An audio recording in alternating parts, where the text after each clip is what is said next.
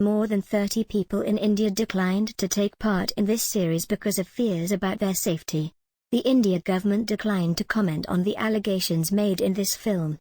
Imran Dagwood, his grandparents are from India, also his father lives in the UK.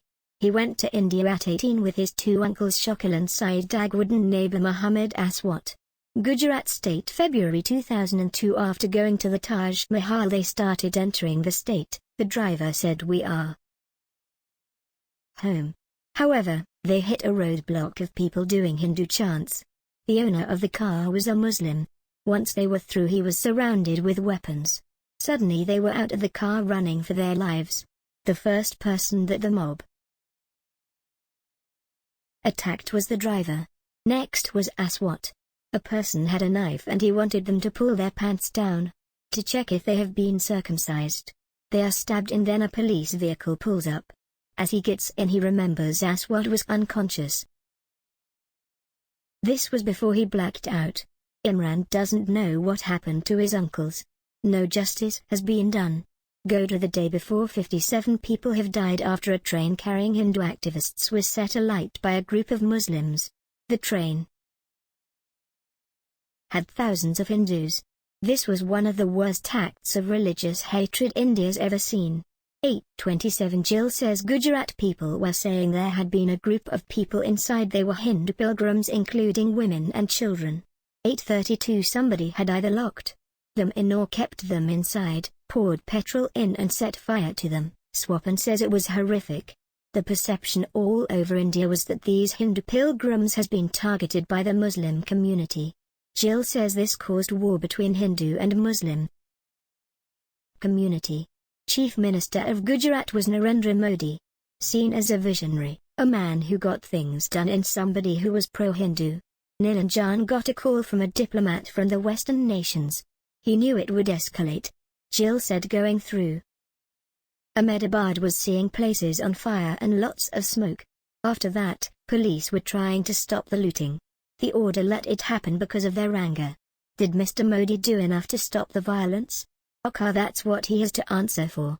Depending on how you look at it, he oversaw mass violence or was not able to stop it. He oversaw mass violence or was not able to stop it. RSS stand for Rashtriya Swayamsevak Sangh, the Association of Indian Volunteers. The RSS is a political organization, says Nilangan. It believes that it is a country of the Hindus. RSS took in 1920s, when in Europe, was a movement that will result in Dacian in Italy, Nazism in Germany, says Christoph. They like the idea of Hindu having one common enemy, which was the Muslim, says Nilangan. Today, RSS is not anti-Muslim, but definitely pro-Hindu, also in national reconstruction, says Swadesh. RSS always recruits children, very young boys, because they want to tell them who they are when they are still malleable, says Christoph. So Narendra Modi joined when he was very young. After school, he would participate in the activities. That is how he got attracted, says Nilangan. Gujarat 2002 Imtiaz Pathan and his family were among many people who escaped the Hindu mob. The house belonged to a Muslim former Congress Party MP Ehsan Jafri. They want to kill him, according to Imtiaz. They end up asking Modi for help, not a good reply. A judge later ruled that Mr. Jafri had provoked the mob by firing a gun at it. Imtiaz survived by hiding upstairs. Lastly, he added 69 people died, amongst them were his mother body and uncle body. Jack was taking a great deal of personal interest because India is a really important country with whom England has relations. The report said that the extent of violence much greater than reported. Widespread and systematic rape of Muslim women. Aim was to purge Muslims from Hindu areas. Anonymous person said. At least 2,000 people were murdered. Majority was Muslim. It was organized by an extremist Hindu nationalist group, the VHP, who have a relationship with the RSS. Serious claims that Modi played a part in all of said Jack in allowing these are things to happen. So he therefore did not protect Hindus and Muslims. Swapan says they looked upon this in terms of the suffering which had happened to the Muslim community. If you look at it in that way, you're certainly bound to come to this conclusion that there was. It was completely one-sided. Swadesh was unstoppable for anyone. As a chief minister, Modi did all the effort. After 3 days he stopped the police. Chris says Modi definitely shows contrition. He even puts in his resignation to the BJP, but the BJP rejects it. Cedric says he wanted people from the government, officials, to come and depose before the Citizens Tribunal. He sat next to the monster of the Gujarat government. He belonged to the BJP. Haran Pandya was responsible for the home affairs of the state for several years. He just very recently relinquished office when Modi took over. They tried to protect his identity. According to Cedric, Haran Pandya said he wanted to explain what happened. On the 27th of February, Haran Pandya to the police not to interfere after the train situation. Hartosh said he was indicating that the chief minister of the state was party to a decision where the law and agencies do not do their work, let Muslims be attacked. Chris says with the event of 9/11 which, in many ways, has legitimized action against Muslims across the globe. Nilangan says Modi realized that there was a very strong sentiment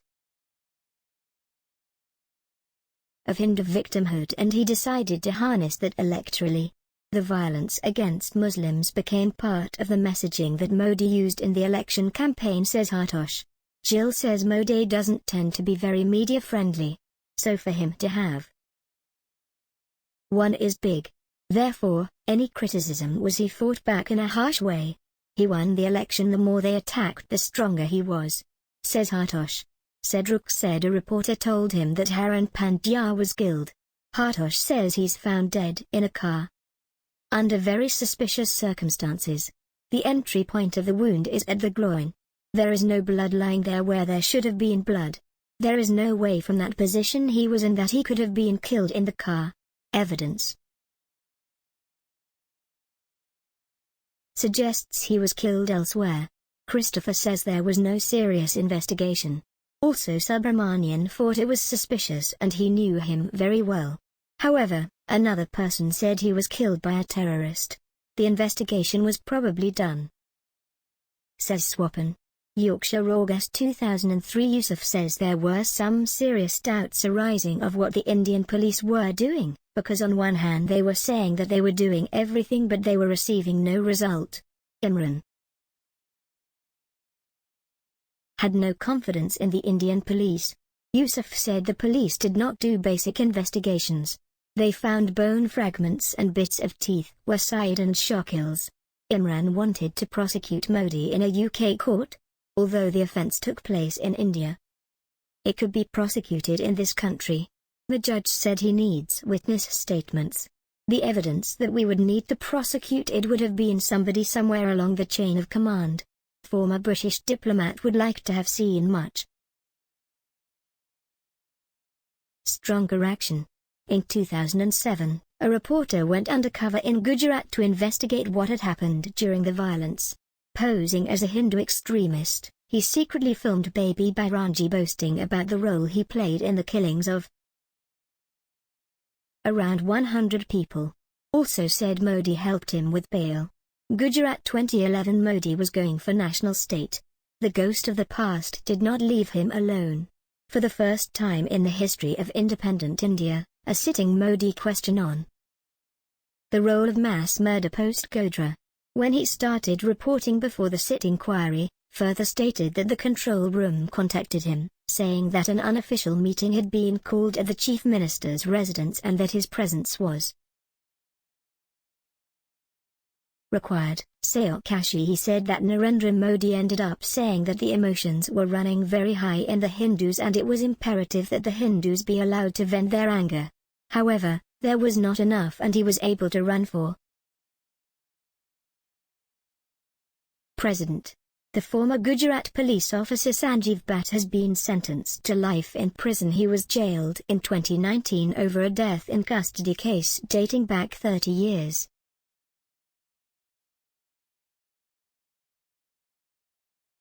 Akashi says the government will try to do whatever they can to ensure that her father's voice is not heard. Thanks for watching.